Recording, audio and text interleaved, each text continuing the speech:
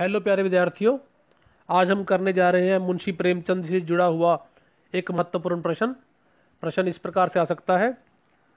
मुंशी प्रेमचंद का संक्षिप्त जीवन परिचय देते हुए उनके कहानी साहित्य की प्रमुख विशेषताओं पर प्रकाश डालिए, अथवा प्रेमचंद का साहित्यिक परिचय देते हुए उनके जीवन पर संक्षेप में अपने विचार दीजिए।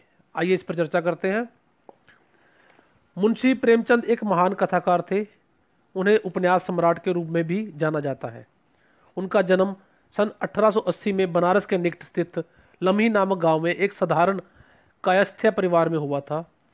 उनके पिता का नाम मुंशी अजायब राय था तथा माता का नाम आनंदी देवी था। उनका वास्तविक नाम धनपत राय था। 8 वर्ष की आयु में ही इनकी माता का देहांत हो गया था। उनके पिता ने दूसरा विवाह कर लिया। माता का व्यवहार उनके प्रति अच्छा नहीं था।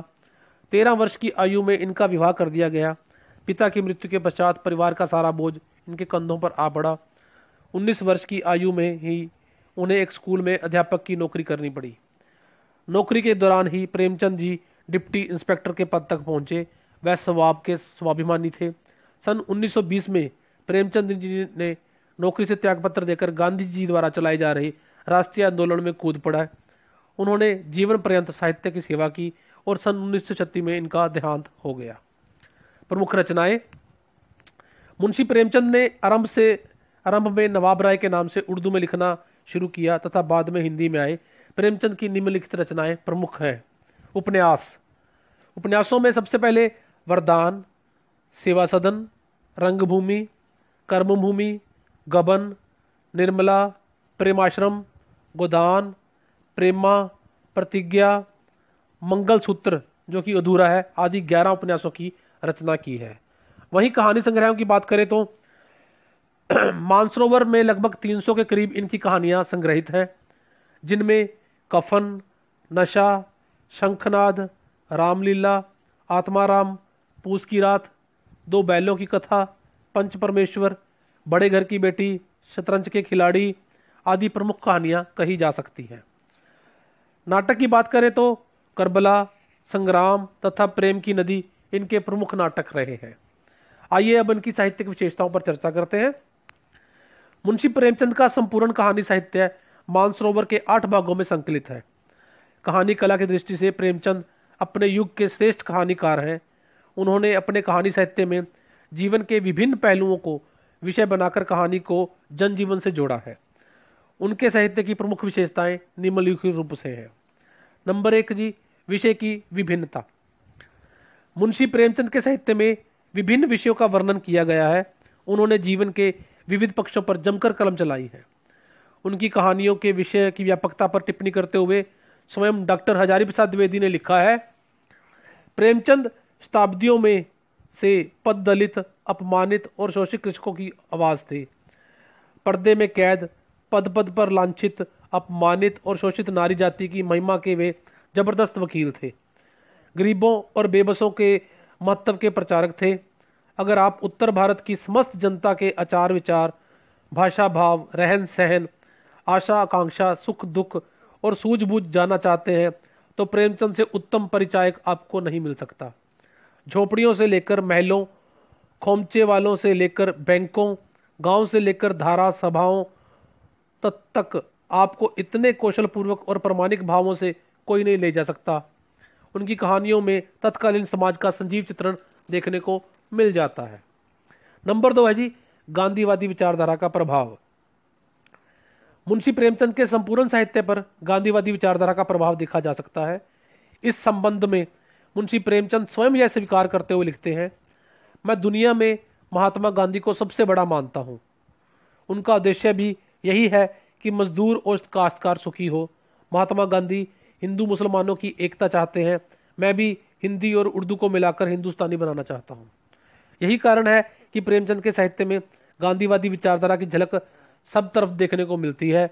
उनके मात्र गांधीवादी आदर्श पर चलते रहने से ही वह उनका अपना समर्थन करते हुए दिखाई देते हैं। नंबर 3 है जी, मानव स्वभाव का विश्लेषण। मुंशी प्रेमचंद ने अपने साहित्य में जहां अपने पात्रों के बाह्य आकार व रंग रूप का वर्णन किया है, वहीं उनके मन का भी सूक्ष्म विवेचन विश्लेषण किया है। वह मनोवैज्ञानिक दृष्टिकोण से मुक्त कहानी को उत्तम मानते थे।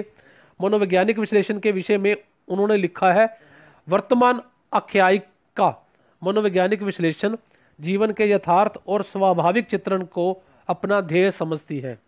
अर्थात उन्होंने अपने कहानी में इस प्रकार के चित्रण भी प्रस्तुत किए हैं जो कि मनुष्य की मनोस्थितियों का वर्णन करते, उनका विश्लेषण भी करते हुए दिखाई देते हैं। नंबर 4 है जी, ग्रामीण जीवन का चित्रांकन।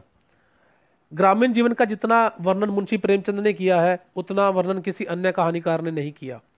उन्होंने कथा साहित्य को जनजीवन से जोड़ने का सार्थक प्रयास किया है। उनके साहित्य में ग्रामीण जीवन की विभिन्न समस्याओं का यथार्थ चित्रण सहानुभूतिपूर्वक किया गया है। उन्होंने अपने साहित्य में गांव के गरीब किसानों, मजदूरों, काश्तकारों, दलितों और पीड़ितों के प्रति विशेष संवेदना भी दिखाई है। नंबर 5 है जी, आदर्श उन्मुख यथार्थवाद। मुंशी प्रेमचंद ने अपने साहित्य में जीवन की विभिन्न समस्याओं का यथार्थ चित्रण किया है, किंतु उनके समाधान प्रस्तुत करते हुए आदर्श भी प्रस्तुत किए हैं। इस प्रकार उनके साहित्य में यथार्थ एवं आदर्श का अनुपम सौंदर्य है। इस विषय में प्रेमचंद जी का स्पष्ट मत है कि साहित्यकार को नंगनताओं का पोषक न बनकर मानवीय स्वभाव की उज्ज्वलताओं को भी दिखाने वाला होना चाहिए। इसी बात को आधार बनाकर वे अपने साहित्य का निर्माण करते हैं और अपने साहित्य के माध्यम से उन्होंने आदर्शोन्मुखी यथार्थवाद का चित्रण भी अपने साहित्य में किया है। नेक्स्ट पॉइंट है जी हमारे पास, जो नंबर 6 बनता है, भाषा शैली। मुंशी प्रेमचंद आरंभ में उर्दू भाषा में लिखते थे और बाद में उन्होंने हिंदी भाषा में लिखना आरंभ किया, इसलिए उनकी लेखन भाषा में उर्दू के शब्दों का प्रयुक्त होना स्वाभाविक है। उनके साहित्य की भाषा जितनी सरल, स्पष्ट और भावानुकूल है उतनी ही व्यवहारिक भी है। लोक प्रचलित मुहावरों और लोकोक्तियों के प्रसंगानुकूल प्रयोग से उनकी भाषा में गठन एवं रोचकता का समावेश भी हो गया है। कहीं कहीं मुहावरों के प्रयोग की झड़ी सी लग जाती है। सूक्तियों के प्रयोग के लिए भी प्रेमचंद बेजोड़ हैं। प्रेमचंद जी के साहित्य में भावानुकूल एवं पात्रानुकूल भाषा का सार्थक प्रयोग देखने को मिलता है। सफल संवाद योजना के कारण उनकी भाषा शैली में नाटकीयता के गुणों का समावेश भी हो गया है। साहित्य में वर्णन शैली के साथ साथ व्यंग्य शैली का भी सफल प्रयोग उन्होंने किया है। प्रेमचंद की भाषा शैली से प्रेरणा देने की शक्ति के साथ साथ पाठकों को चिंतन के लिए उकसाने की भी पूर्ण क्षमता दिखाई देती है। अपनी कहानी कला की इन्हीं प्रमुख विशेषताओं के कारण प्रेमचंद अपने युग के सर्वश्रेष्ठ कहानीकार माने गए हैं। निष्कर्ष रूप में हम ये कह सकते हैं कि प्रेमचंद जो है वह अपने कहानी के माध्यम से न केवल पाठक वर्ग को चिंतन की ओर ले जाते हैं, अपितु वो साहित्य जगत में भी एक नई स्थापना या एक नया आदर्श स्थापित करने का प्रयास करते हुए दिखाई देते हैं। धन्यवाद विद्यार्थियों।